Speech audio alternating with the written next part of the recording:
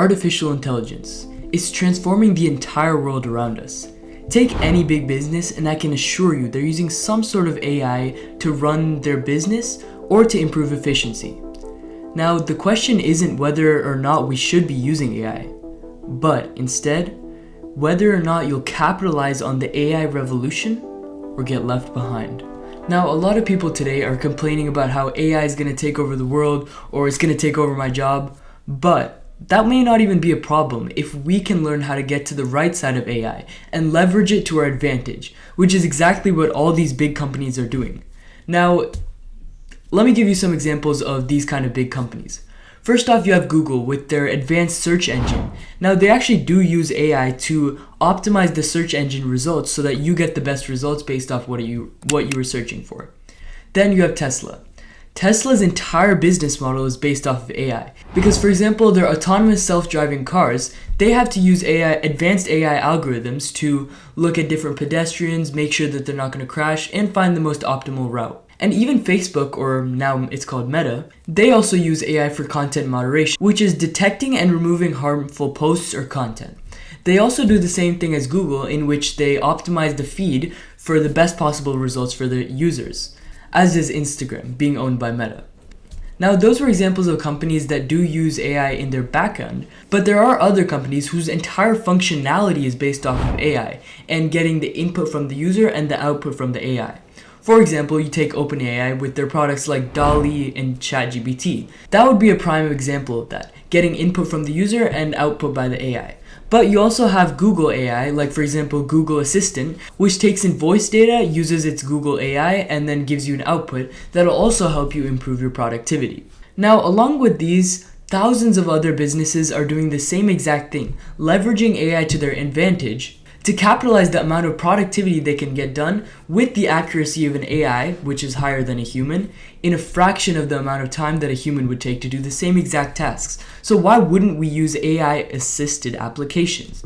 Now, once again, if we did decide to do this, an AI-assisted application, we'd also have other benefits, like improved precision and accuracy. But I would say the most important benefit of using AI is that we can personalize the outputs that it gives to the user. These custom experiences that the user will get specifically from the AI is what makes a user attached to your application, or more importantly, the brand associated with your application.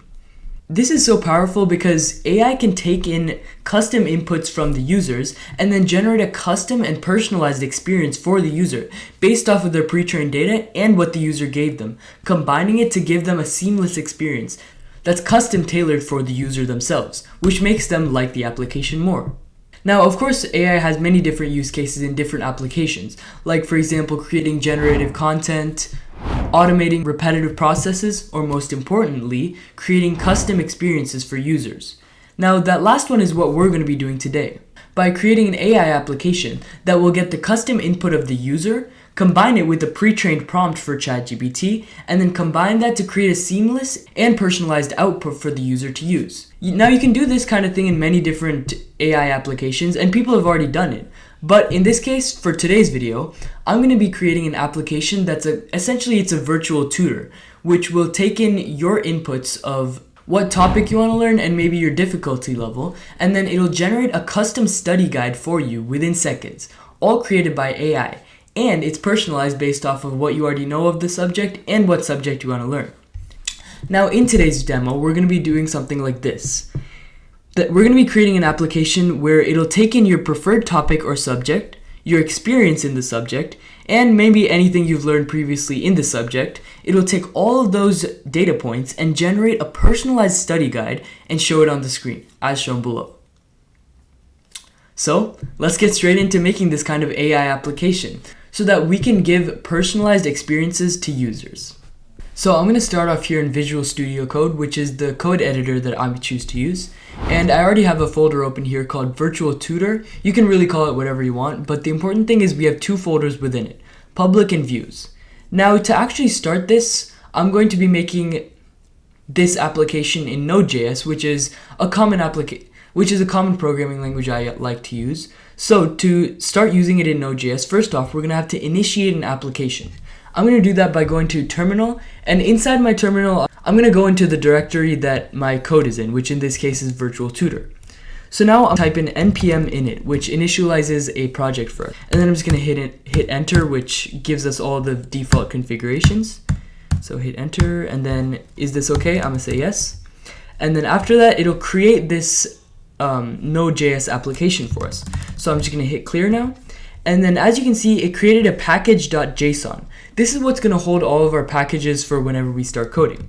And the actual packages that we want to use, I'm just going to install them now. So I'm going to say npm install. You can also just do npm I. So first we're going to want express, path, OpenAI, and .env. And then I'm just going to hit enter, and it should download all of those packages into our directory, and it did it. So I'm just going to hit clear again, and then now it created a package lock.json. But if we go into that, then it shows us all of the packages that we've installed. But I'm not going to get that deep into it. Instead, we're going to focus on the actual coding. First thing we're going to have to do is create an app.js, which is going to be our main JavaScript file. Next up, I'm going to create an index.ejs because I'm going to be using express.js for my front end and back end configuration. So I'm going to use EJS as the file format. And this EJS file is actually going to be in the views folder. So we have index.ejs, which is essentially like our HTML front end, and then app.js, which is the back end. Then in the public folder, if you choose to have a CSS file, then I'm going to add this, styles.css. For now, we're just going to keep it empty, but we may add CSS later on. First off, let's create the backend of the actual application so that the application will know what to run and when to run it. First off, I'm going to have to install all of the dependencies or packages that I installed. So those are express, path, OpenAI, and .env. So I'm just going to do const and then whatever package it is equals to, and then we're going to require that package because we already have it into our folder. So express. And then I'll do the same for all my other packages. So I've done the same with all my packages, but for .env, which is essentially like getting a configuration file, this one's actually optional, but you're going to need an OpenAI API key in order to do this because we're going to be using OpenAI for the actual model for our virtual tutor. What this application is going to do, it's going to take in the textual input from the user coupled with a prompt, give those to OpenAI through one prompt, and then once OpenAI returns us with the study guide text, it's going to put it back onto the index.ejs file for the user to view. So in order to store that API key, I'm going to use a configuration file, which is the most secured way to do it. So to create a configuration file like this, you're going to create a new file called .env and just keep it into the parent directory. Now this .env, I'm just going to say use it. This is going to allow us to have a configuration file, so it's essentially more secure to hold your API key here.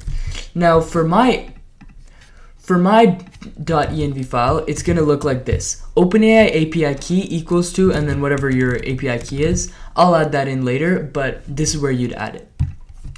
Then back in app.js, we're going to start by creating an actual app. So I'm going to say const app equals to express, since we're using express.js for this. Then next up, we're going to initialize our OpenAI client because this OpenAI client is what we're going to use to actually run all the functions for OpenAI and get the text output. So I'm going to say const OpenAI equals to new and then OpenAI, which is what we installed, and then process.env. This is getting the OpenAI key from this .env file. So I'm going to say process.env dot, and then the variable name is OpenAI API key. So we'll just keep it as this. Then after that, I'm going to paste in a couple lines of code, but essentially what all this does is, first off, it's going to set it as EJS. First off, it's going to set whatever the user sees as the EJS files, which is what we want. Then we're going to tell the application that all of the EJS files or whatever we want the user to see into the views folder. We're also going to tell it that there's going to be some files we need to use in the public folder, which in this case is just styles.css. We're not using that right now, but I'll do it in the future. After that, these two lines are just to tell it that whenever we're calling a route, we may be using JSON inputs and outputs as well. Now the first thing, this was all the setup we needed to do, but the first thing we'll actually need to do to show the user something is to create a route. So to do that, I'm going to say app.get, which is using the get command, and then we're going to say slash, which is just the most basic route directory, and then I'm going to say request and response is, and then we'll give the user a response. So we'll say like res.render, and then maybe this can render the index.ejs, which is the actual HTML file we want to show them. So here I'm going to say index, which gets index.ejs, since we already told it that all of the things we want to show are in EJS format, and then show it to us. Now the last thing we're going to want to do to actually show this application to the user is this line of code, which essentially it creates a port on our local host, and then after that it'll run the program on that port and find which port it's on, and then just print it out just so that we can troubleshoot if anything goes wrong. Now the next thing we're going to do is actually create our index.ejs.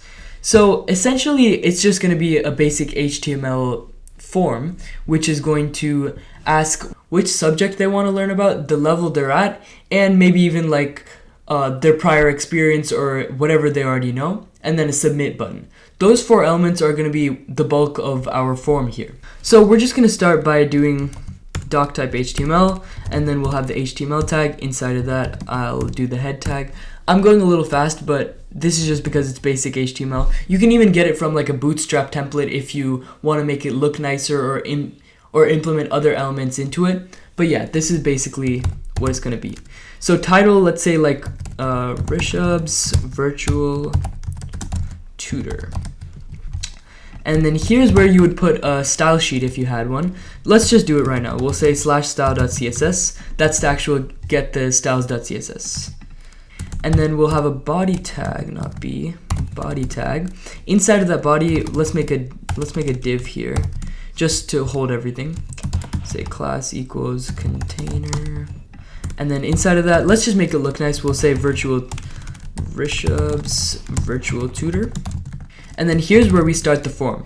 So I'm gonna say form, and then we'll make an ID here. ID equals to let's say tutor form. And then inside of this form, this is where all those elements I talked about were going to be. So I'm just going to copy paste each element at a time. But the first element is going to be, like I said, which subject they actually want to learn. And let me indent this correctly. Okay, so the first form element is going to be the topic. So I'm just doing 4 topics: mathematics, chemistry, history, or computer science. Honestly, you can do whatever topics you want. All you'd have to make sure to change is the value of each of these subjects, because that's what we're going to be giving to ChatGPT as the topic they selected. But first off, we have a label saying select the topic, and then this select tag, this allows them to select any of these options in a drop-down format. Next up, we're going to be doing the difficulty or their prior knowledge in it. So again, we're having a label saying select difficulty, and then we're just doing beginner, medium, and advanced for however much prior knowledge they have on the topic. Finally, the last thing I'm going to do is allow them to type in some text about what their prior knowledge is, just so that the model will know, like, okay, they have some information on this, so we need to make sure to teach them this while creating this personalized study guide.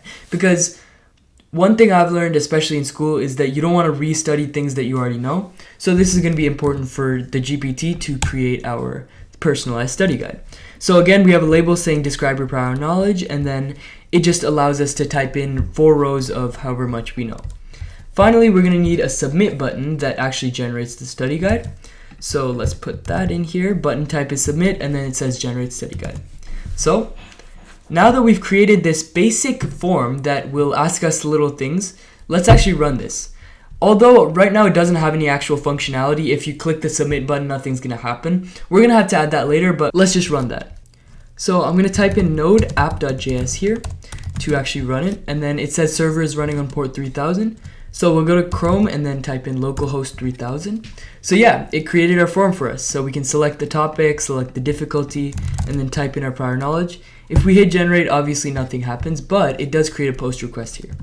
So what we're going to do now is actually add some functionality to this. So the first thing we'd have to do is in the index.ejs, we're going to have to fix it up so that whenever you enter this information, it gives it to our app.js to give it to ChatGPT. Now what we're going to do here is outside of the body, I'm going to create a script tag, and then this is going to have some JavaScript code which will submit this information. Now, the thing I want to do is I want to get a certain element, which in this case is the submit button, because I want to check whenever we press the submit button, then only it'll send the information. So what I'm going to do is I'm going to say document.getElementById, and then if you remember, we added the tutor form ID to the form tag. So here we're going to say tutor form. And then after that, we're going to get three things: the topic, difficulty, and their prior knowledge, which is the three things that they would have submitted. So I'm going to type out those three things, which are the IDs of those specific selects. So for example, you have difficulty, prior knowledge, and topic. So you'd have to do that based off of ID. After that, we're going to put the values of those into variables. So for example, here we have topic, difficulty, and prior knowledge, and then essentially we're just getting those IDs and then the value of it. So whatever the user submits will be put into these variables. Then what I'm going to do is submit this data to a route, but we haven't actually created that route in app.js yet. So let's create that route. Well, what I want to do is create a route, maybe it's called like generate study guide, and then that route will allow us to get that submitted information, give it to ChatGPT, and then get that output text from ChatGPT, which is the study guide, and then give it back to this index.ejs. So how we're going to do that is, I'm going to say app.post, because we'll create a post request here, and then I'm going to say /generate study guide. So that's going to be the name of the route. You can really call it whatever. So I'm going to create an async function here, and then we'll do request and response again. First off, again, the input of this would be these three variables: topic, difficulty, and prior knowledge. So what I'm going to do is I'm going to say const, and then those three things, equals to rec.body. So the request is going to be those three things. After that, we're going to actually submit this data to OpenAI along with the prompt. So let's create that prompt first. So I'm going to say const prompt. Just like any OpenAI prompt, you're going to need to be specific. In this case, I'm going to say give it a role, saying like you're a virtual tutor, create a detailed study guide with all of these things. So I'm just going to paste this in here. But it's saying you're a tutor, create a detailed study guide with the topic, difficulty, and prior knowledge. So it's taking in the user's inputs of topic, difficulty, and prior knowledge, and then combining that with an existing prompt to create the study guide. Now we want to use this prompt and actually give it to OpenAI. So I'm going to say try, and then we're going to say const completion. This is how to actually do the OpenAI request. So we're going to await OpenAI.chat.completions.create. So this will create a chat, and it'll ask OpenAI with this message. So first off, messages is going to be, first off we have to give it a role. We'll say role is let's just say user, and then after that the content, which is the prompt, we'll give it this prompt variable which already has our inputs. Finally, we're going to need to have which model we want to use.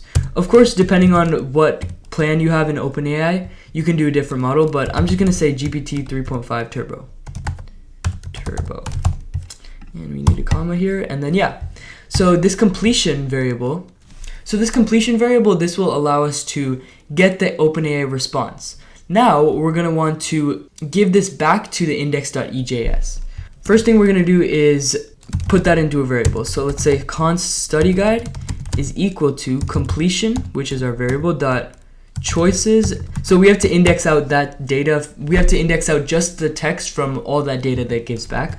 So dot message dot content. So that's going to get just the text for us. After that, we're going to return it into a JSON, because the index.ejs, we're going to want to put that into a JSON and then give it to the index.ejs. So I'm going to say res.json, and then first off we'll say study guide, which is our variable, and then we're just going to return study guide, which is our variable.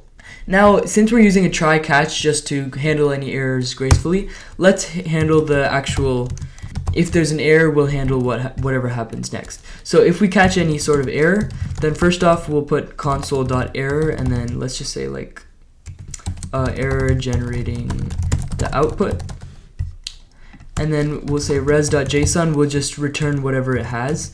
So study guide is, and then okay, And I actually forgot to type in res.json there, but yeah.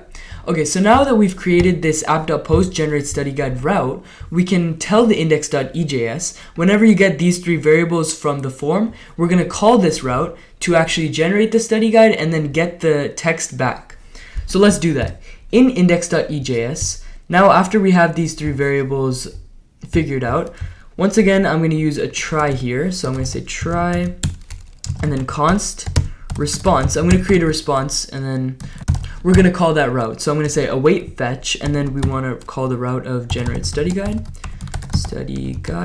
and then we're going to actually have to give it these three data points as the parameters. So here I'm going to say comma, and then here's the parameters.